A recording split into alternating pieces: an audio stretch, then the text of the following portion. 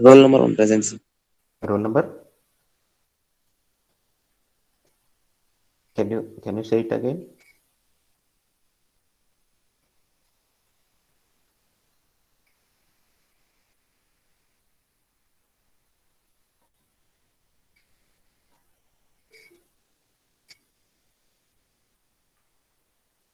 Okay. Those who joined late, just put your roll number in the chat. I will give the attendance. Okay.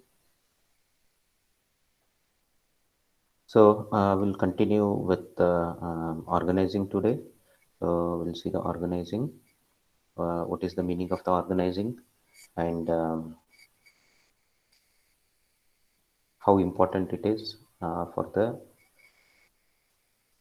organization. Okay. So already we have seen this in the introduction part, the organizing. So we'll just take a look again here. As we know, organizing is what? Organizing all the resources. It could be human resources and the material resources, and bringing them together so that the next management function, that is directing, can be executed. So once you have organized all the required things, that is we call it as a resources, then you can proceed with the all your activities, that is directing and executing the different tasks. So definition, according to Coons and O'Donnell, organization involves the grouping of activities necessary to accomplish goals and plans, the assignment of these activities to appropriate department, and provision of authority, delegation, and coordination. So, according to this definition, like it is a grouping of all the activities which are required to execute the whatever the plans that has been created, and it also includes assigning. Okay, who will do what, which department will do what kind of a work, and it will also define what is the authority, and what work they can delegate, and what kind of coordination they have to do. All those things will be covered under the organizing. Organization involves division of work among people whose efforts must be coordinated to achieve specific objectives and to implement predetermined strategies. So, division of work is like whatever the amount of work that has to be done, it will be divided among the people and the departments, so that the coordination can be done, and when those particular tasks are performed, it will meet the whatever the objectives which are predetermined. And what are the characteristics of organizing? Organizing characteristics is like a coordination. When we have a proper organization, then there will be a clear-cut coordination. Okay, there might be a coordination required between different departments, different resources of the organization. All those coordinations are possible with the proper organization. Plurality of the persons. So there will be many different kinds of people that they will be working on different levels to achieve the common objectives. Okay, and the common objectives, the organize by having proper organization, whatever the common objectives that are set will be achieved very easily, because everybody understand the what is the objectives, the common objectives among them that have to be achieved. They will work towards that. Well-defined authority and responsibility. So authority, one thing is very important when you are working in a organization or a team. You should know what you are authorized and what you are responsible for. What is authority is like, authority is the certain actions you can take.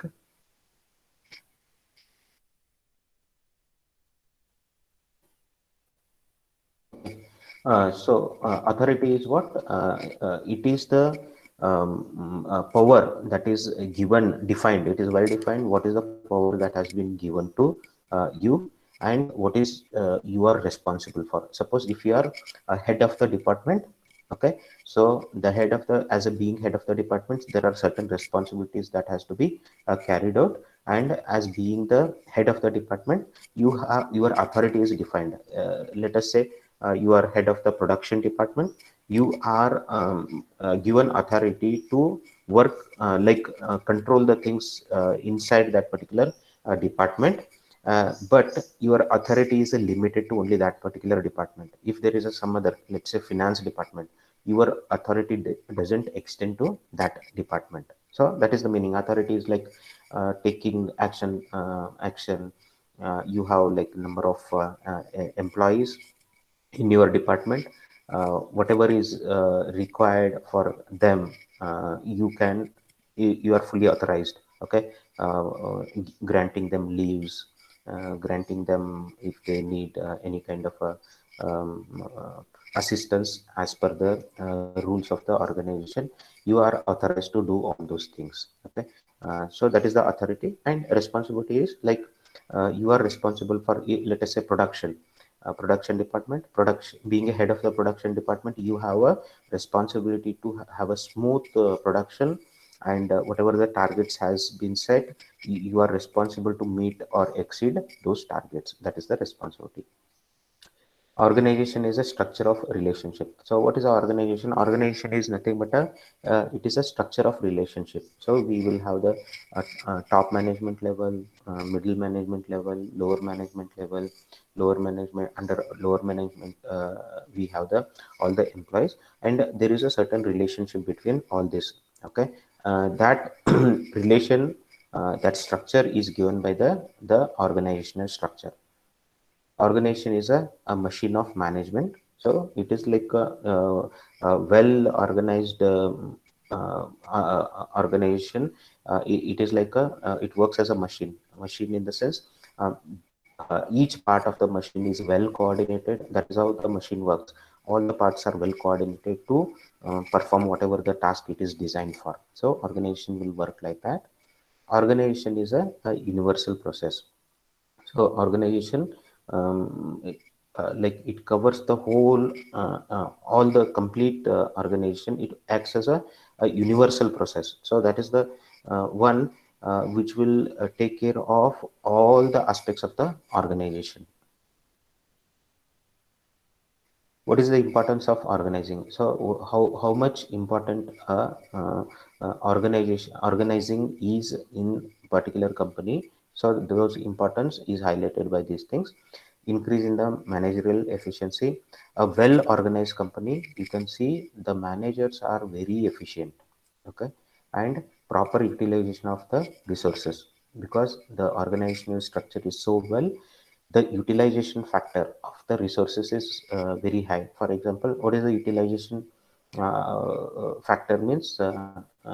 Suppose in terms of coding, let us say a person, a resource who can code like let's say like a thousand lines per day.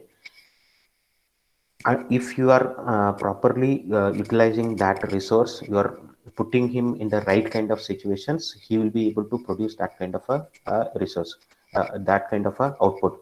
Let us say you are putting a particular resource who is not aware of certain area, and you are making him to work in that area. His utilization may not be that effective. Let us say we have a database administrator. Database administrator, he is the best at managing the databases. If you ask him to manage the network, you ask him to become a network administrator, his efficiency will drastically reduce. So that is the utilization of the resources. Sound communication possible, because organization structure is so well, you are very clear with how to communicate with each other. Like for a given problem, how to communicate with which department should be communicated and whom should be contacted. So that communication is very clean and neat in, if it is a well organized. Facilitates the coordination. Okay, so this is the most important thing. So everybody understand how they can coordinate, and organization structure will give clearly the coordination path. increase in specialization.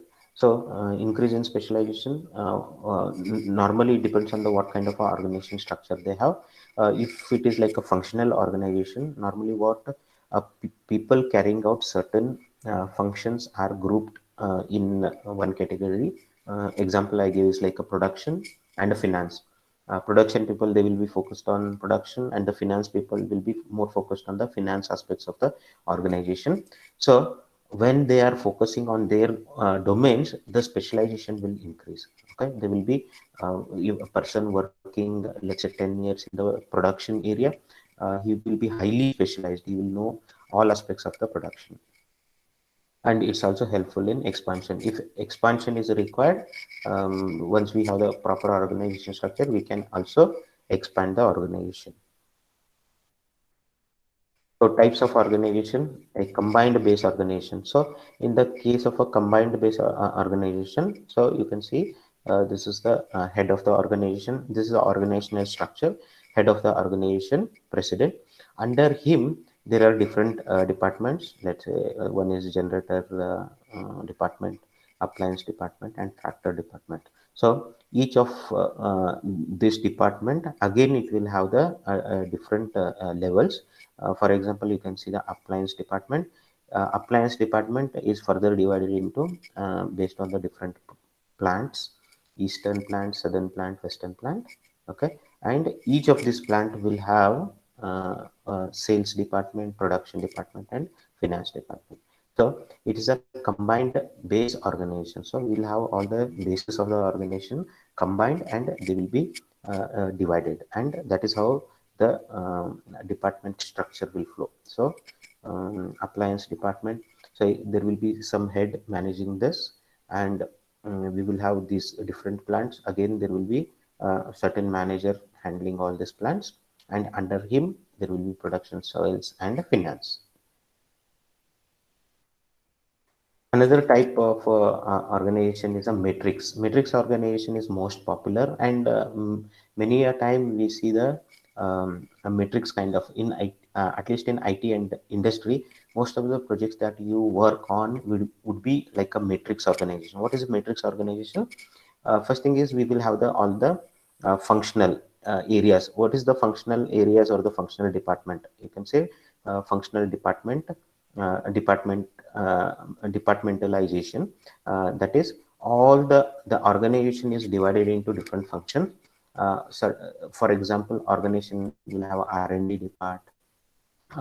department, contract administration department, engineering group, manufacturing group. So based on the different functions, the organization will be divided. Okay, and there are projects being executed. Okay, that will be dealing with these different departments. Suppose like a project A. So here, this particular example shows there is a matrix or the connection between every project with every functional areas. It may not be. Let us say this particular project will have a requirement from the R&D and engineering group.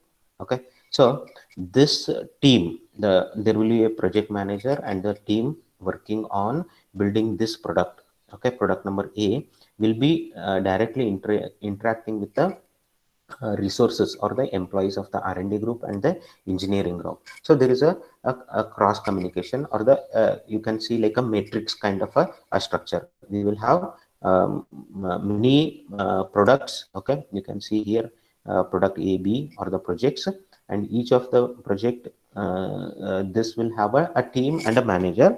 They will work with the different departments of the organization, and each of the department will be headed by some manager, and the certain team will be there. These two teams will interact. So that is called as a matrix organization. Example to this is like suppose you are working for some company, let us say Tata Consultancy Services. You have a project team, and you are building some software for the railway department. Okay, and in the railway department, Indian Railways, in the Indian Railways there are many functional areas, like train scheduling is one department, ticketing. Okay, payments, different groups are there. When you are building the software, you have to interact with all these groups, right? Suppose you want to make a module for ticket booking, then you have to interact with that particular department. So most of the IT projects, they work in a matrix organization, though how the communication will happen, it is defined in different way in different organization. Normally there would be business analyst, they act as an interface between the IT team and the business team. Okay. So next aspect of a organizational function is the staffing. Staffing is very, very important. What is the meaning of staffing? Staffing is like recruiting a right kind of a resource for the right kind of the job. It is important to have a good organization structure. So we need to have a good organization structure, and organization structure will define the roles, responsibilities, and the structure of the whole organization. But staffing is even more important to fill the jobs with the right people. So once you have the organizational structure, so just organizational structure is something like this. So you identify these are the different departments. We will have a president. Under him there will be three heads, assuming that there are only three functional area. Tractor department is headed by some manager, right? So we have all these plans. Sales, how many people will work? Finance, what kind of people you need in production, what kind of different resources are required. So once you have the organization structure, we need the staffing. Okay. So what is the more important? To fill the jobs with the right people. So whatever the organization structure identified the roles, okay, we have to fill the right kind of people. A company may be successful with an organization structure that is very far from the best, but it will never be able to get off the ground if the people who run it and those who do the actual work are incapable. Okay. So what is most important thing? Most important thing is you might have the best organization structure, but you need to have the right kind of people who are capable of performing that particular task. Then only the organization will be successful. Filling and keeping the positions provided for by the organization structure filled with the right people is the staffing phase of the management function. So that is, so filling the right kind of or getting the right kind of people for the structure what you are identify, that is called as a staffing phase. So it includes several sub-functions. The staffing is the bigger function. It includes recruitment or getting applicants for the jobs as they open up. So that is the recruitment. Once you have the recruitment, then the selection of the best qualified from those who seek the jobs. So you have to like if there are 100 applicants, among those 100 applicants, you have to select the best qualified one, and training those who need further instruction to perform their work effectively or to qualify for promotions. So the training aspects, okay, who needs more instruction to effectively do their work. And let us say you are promoting a certain person. When he gets promoted, he takes up the higher responsibility. So for taking up that higher responsibility in case of promotions, he needs to be trained. Performance appraisal. Okay, performance appraisal is a very important thing. Every organization, they do the performance appraisal. Sometimes they do quarterly, half yearly, or yearly, or in some companies they do the performance appraisal based on the every month. And many companies nowadays, at least in IT industries, they make one portion of your salary which depends on the performance. So that is called as a variable salary. One portion will be fixed and one portion will be variable, based on how best you are performing in the organization. Your salary, that variable component will change. If you are performing very well, you will get a very high salary. If you are doing average, that component will be average. Or if your performance is not good, that variable component may not be given to you. So performance appraisal, since it serves as a basis for the job change or the promotion. So if you are performing very well, that can lead to a promotion as well as a job change. Administration of compensation plans, since it is an important factor in both getting and holding qualified people. Okay, administration of the compensation. Okay, how people are getting paid. Okay, that is very very important, because you want to hold on to the qualified people. You don't want to lose it to your competitors.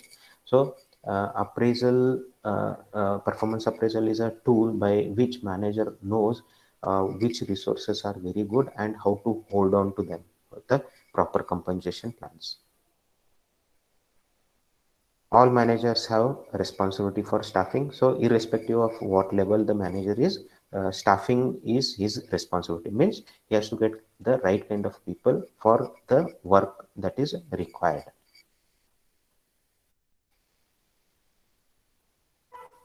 Okay. The board of directors perform the staffing function by selecting the chief executive.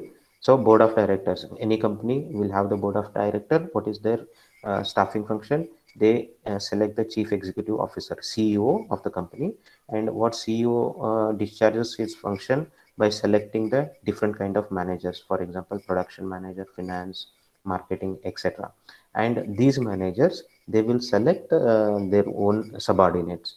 So even at the level of the foreman or the first level supervisor, staffing responsibility will be there. So foreman, he will be hiring the workers. So he has to find the right kind of a worker for doing the job. So importance and need for proper. What is the importance of having a proper staffing? It is estimated that the labor cost constitute from 25% of the production cost to 40% of the selling cost in manufacturing enterprise. So labor cost is very huge. Okay, so by having a proper staffing, whatever the cost you are incurring for that, you will get a good return. So therefore, a business cannot be successful for any length of time unless it is capable of bringing in, developing the right kind of a people. So unless you have the right kind of a people and you develop the required skill, so upskill them. If you don't do that, the business will not be successful. And there are many advantages of having the very efficient staff. For example, it helps in discovering talented and competent workers and developing them to move up the corporate ladder. So if resources are good, if people are good, you can identify and you can promote them in the organization ladder. So they will contribute a lot to the organization. That is how it will pay back to the organization. It ensures greater production by putting the right man in the right job. It helps to avoid sudden disruption of enterprise production run by indicating shortages of personnel, if any, in advance. So one thing what we don't want is, because lack of the resources, that is the lack of the people or the employees, something getting affected. That should not happen. So for that, the staffing at a regular intervals, as and when it is required training, that will avoid such situations. It helps to prevent underutilization of the personnel through over manning and the resultant high labor cost and low profit margin. So we don't want to underutilize the resources. Suppose if a project needs only 10 people, we don't want to recruit more than 10. Okay, if you recruit more than 10, then you are underutilizing the resources. So and when you are hiring more people, the cost will increase.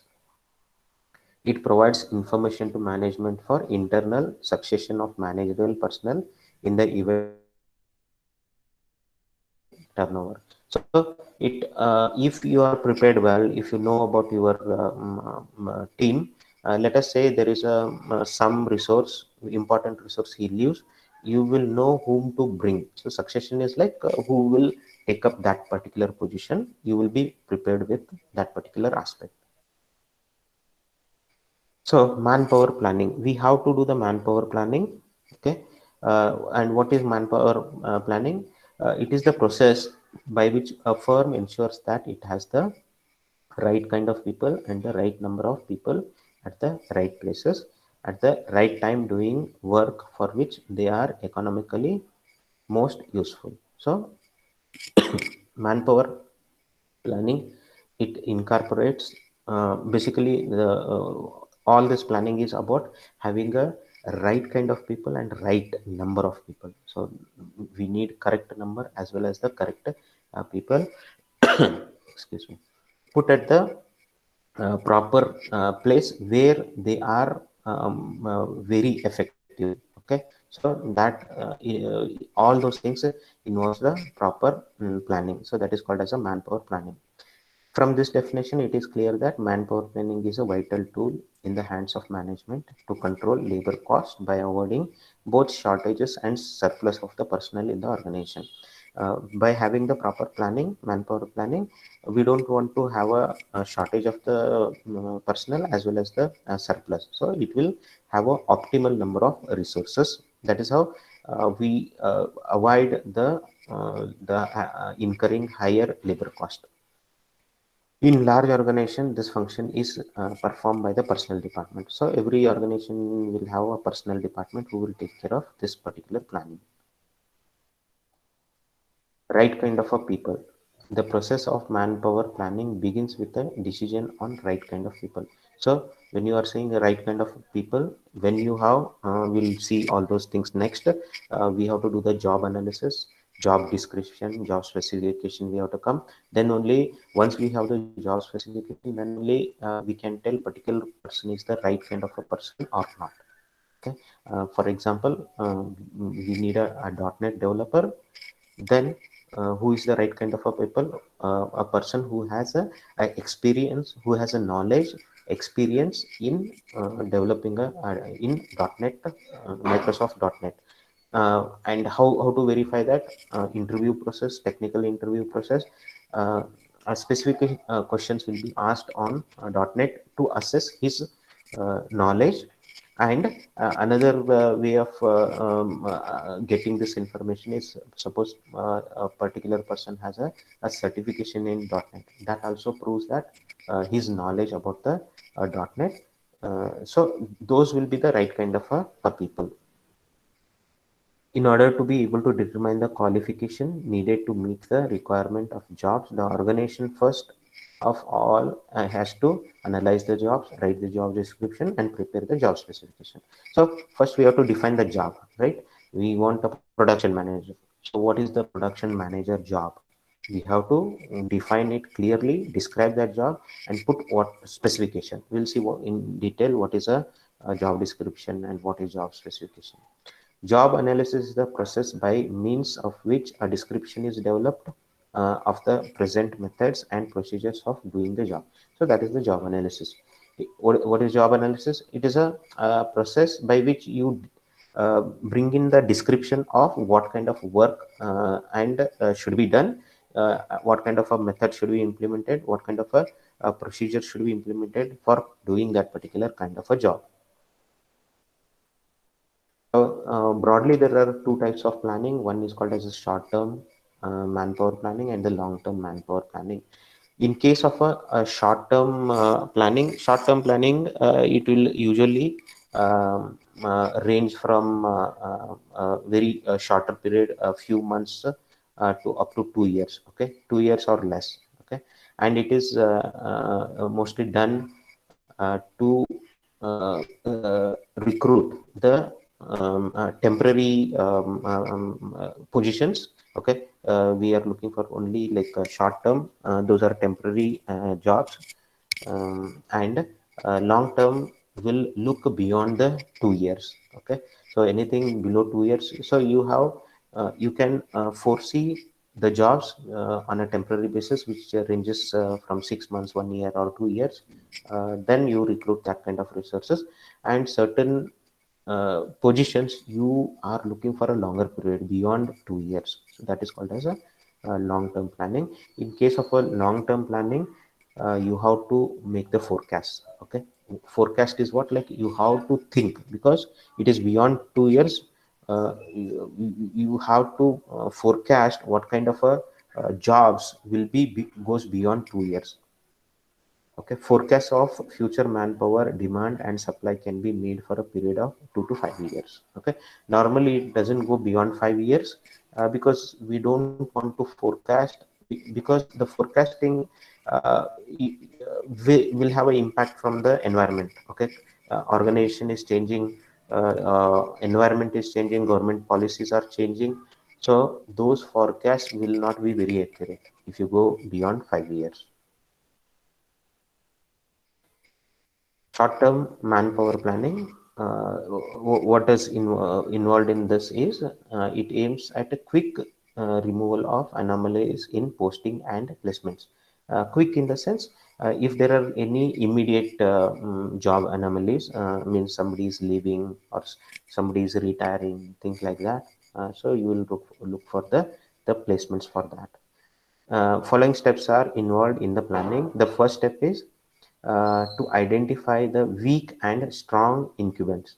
So always when particular work is being done, we have the strong people, means who are doing their job very well, who understand their job very well, and they are performing. And there are certain people who don't understand or not able to do that particular job to the fullest extent. Okay. Weak incumbents are those whose skills fall short of their job requirements. Similarly, strong incumbents are those whose skills are exceed their job requirements. So there are two kinds of people. The second step is to set the above anomalies right, because we have this anomaly. Some are weak and some are strong. We have to set that right. And how do we do that? In case of a weak incumbents, what we can do is assigning difficult parts of their jobs to others. One thing you can do is like whatever the difficult part assigned to that weak incumbent, you can give it to the other people, improving them through short-term training and counseling. Normally this is what is being done in the organization. They they try to give a training, some short-term training. They counsel them, they try to understand what is stopping them from doing that work, and they will try to bring in the improvement. Okay, replacing them by other individuals. This is the like worst case when a person is not able to perform his work consistently in spite of all the training, counseling, and all those things. Then such people will be replaced with the